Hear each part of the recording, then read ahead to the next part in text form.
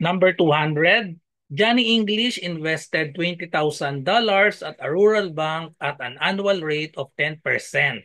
How much will his investment be after 2 years? So try to post first and try to answer. Okay, so the choices are $22,000, $24,000, $23,800, $24,200, and $22,400. So for this problem, we will use the formula for compound interest. Okay, compound interest because we have annual rate of 10%.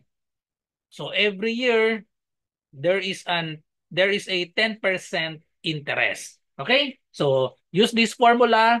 A is equal to P times 1 plus R over N over Tn. Okay? So where A is the amount. So in other books, they use F for final amount.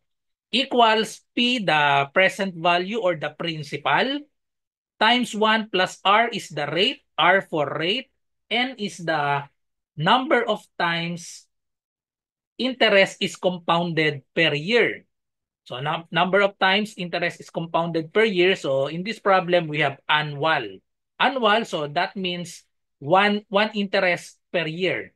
One interest because annual. Okay? And then T for the time in years. Okay? So let's substitute all the given.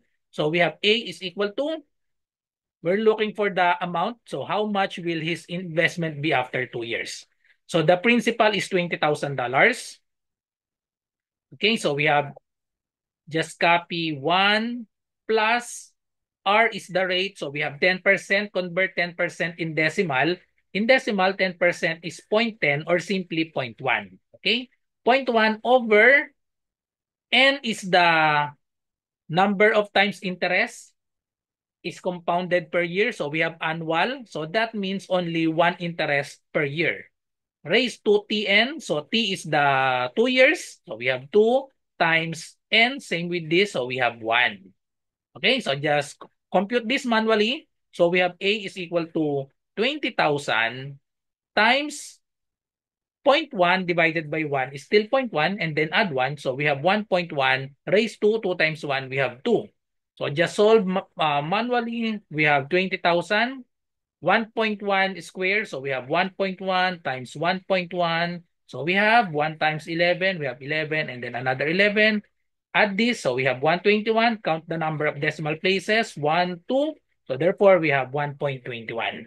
So we have 1.1 square is 1.21. And then multiply this. Again, let's multiply manually 1.21 times 20,000. Just copy the 4 zeros. 1, 2, 3, 4. And then distribute 2. 2 times 1, we have 2. 2 times 2, we have 4. 2 times 1 is 2. Count the number of decimal places. 1, 2. So therefore, 1, 2. So this will be the decimal point. Decimal point should be here. So therefore, the answer is $24,200. And that is letter D. Follow me for more content like this. Sa mga nagre-review para sa civil service exam, pwede po kayong mag-join sa aking review. Meron po tayong review para sa Math and Logic via Zoom for only 50 pesos.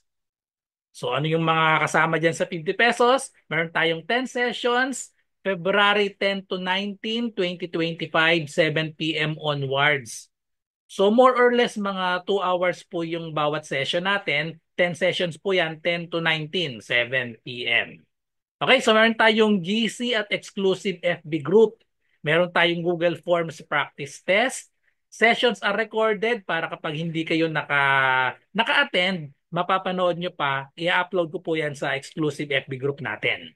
Okay, so ang session natin, Math and Logic lang, pero but we'll share a reviewer on other subjects. So yung mga reviewer natin sa ibang subjects, i-upload ko po yan sa ating FB group. Yan po yung mga nasa Google Forms na practice test. So ito po yung mga example. Ito po yung mga example na Google Forms natin sa ibang subjects. So verbal ability, medyo marami na. May 13 na ako dyan. numerical reasoning, Gen Info, Filipino, and then madadagdagan pa po yan. Okay, so bago mag-February 10 ay marami pa pong madadagdag dito ng mga Google Forms. At meron din akong mga reviewer yung kumpleto. So meron akong at least 2 sets mag-a-upload ako dito ng Google Form na kumpleto, 100 plus items 'yon, yung kumpleto. Okay, so ano pang inaantay nyo? I-DM nyo na po ako sa aking Messenger RJ Enseñado. Okay, so para malinaw po ha, ang 50 pesos po ay para sa 10 sessions na. So i-divide nyo sa 10, lumalabas 5 pesos lang per session. Okay, so PM nyo lang po ako para maka-join kayo.